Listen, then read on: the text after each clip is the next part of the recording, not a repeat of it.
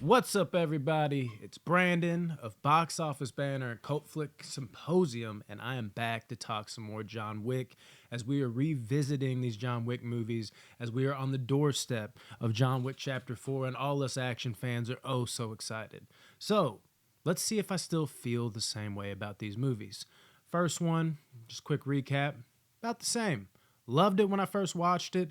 The rewatch value is not as great, although it's still a great action movie objectively. This one was by far and away my favorite. Has anything changed? John Wick 2, people, as it falls out. I'm just gonna be real with you. Nothing's fucking changed. This movie is an action masterpiece. It takes everything the first one did, expands on the lore, which is always a good thing for a sequel to do, and dials it up to 11.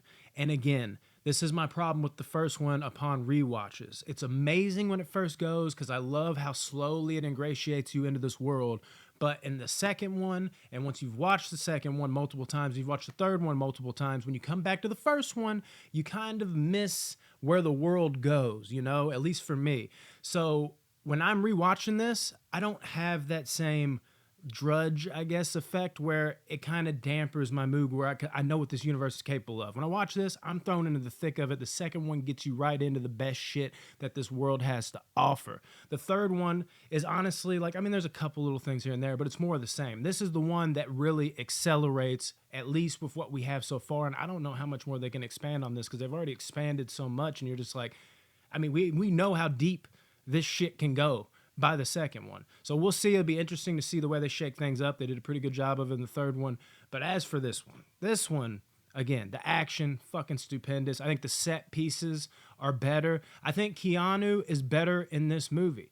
And it's because the character is better. And the reason why the character is better is because he doesn't say as much. He doesn't do as much. Again, I think that's better suited for John Wick. In the first one, he got a little bit of the emotional range in the beginning. He talked a little more. He's very one note. It's almost like Stahelski's even playing into, Keanu Reeves, how people make fun of him for being this dull actor. And this one, he immediately is more reserved. And it's almost like sometimes he's not even trying, almost like a wink at the camera, like, yeah, it doesn't even matter if I'm a great fucking actor because I'm a presence and I will fuck you up in real life too. That is the beauty of John Wick.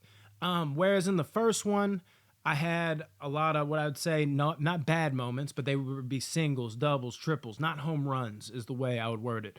Every time I wanted something to go somewhere, it went there, at least for my taste. So it always was a home run. I had a problem with the ending in the first one. I wanted, Vigo in the first one to not have the end fight. For me, Vigo's the guy that sits back. He's, the fucking head honcho, but he's got the right-hand man, how they had Daniel Bernhardt in the first one. And this one, you have, what the fuck is the main bad guy's name?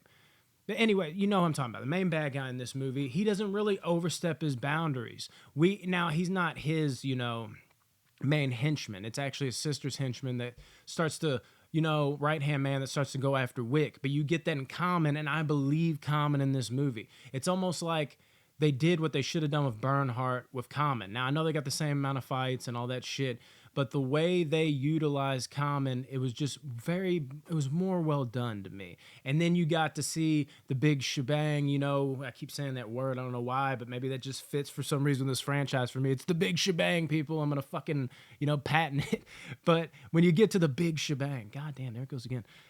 You almost get a huge Bruce Lee fan. You get like an Enter the Dragon, mirror type. Again, the set pieces, it's more extravagant. It's not more bare bones. They're really having fun with it now and just seeing how creative and cool they can get with the worlds. The way they set all that up, the way he's got to gun all these people down, it's just such a better conclusion to me. And one thing I'll say about this movie too, the pacing is immaculate. I've heard so many people say in this movie that it just hits a dead stop after the beginning. No, bro. It hits you in the mouth and then it hits this stretch where it's just setting everything up. It's letting you into the world deeper. You're stuff you can get invested in because it's building up to something. And then once it builds up to something, the last fucking hour of this movie, maybe hour and change, is just nonstop pedal to the metal, over the top action violence that we crave.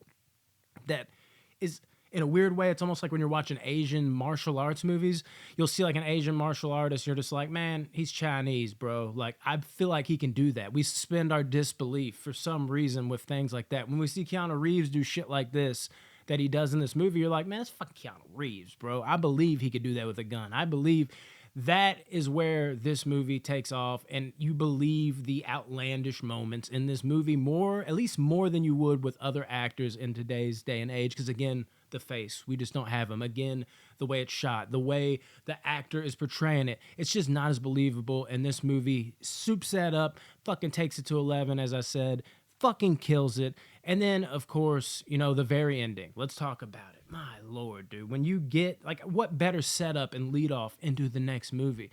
For him to just fucking, you know, be excommunicado, as he just did the gangster shit ever. He goes up in there, just blows a dude's head off that was fucking trying to fuck with him the entire movie. Like, he's like, yeah, basically getting cocky, eating food. Like, you can't touch me in here. And John Wick's like, I don't give a fuck. I'm John Wick. I don't have fucking rules. Gangster as fuck. And then Winston's got to sit there and just be like, look, John, you're a made man. And you just see everybody's phones lighting up. Everybody wants a piece of John, and they're trying to get that money. Who will be the guy to take out the boogeyman? And wow, it's like one of those when it's over, you're like, where the fuck is 3? Where the fuck is 3? Well, we now have 3. We know how that went. But in the moment, ooh, was it good. John Wick 2 is really like as close to an action masterpiece, at least in America, I guess you could say, like the Raid movies, anybody, that you can really get. This movie is a 9.2, 9.3 out of 10. It's considerable leap better for me than the first one. The first one's a little closer on first watch, but rewatch value, how it sits with you after watching these movies multiple times, I think the second one, the entertainment value just goes berserk, and it doesn't stop going berserk. So fucking cool, man. John Wick 2, if you somehow have not seen the John Wick movies, and you don't mind spoilers, I kind of spoiled a little thing at the end. Come on, these movies are older. We know what we're getting into here. But if you don't mind spoilers, you somehow not seen these movies, or at least just maybe want to see one, fuck it, fuck continuity. Just watch this one, man, because it's fucking badass. Gotta love it. Love some John Wick.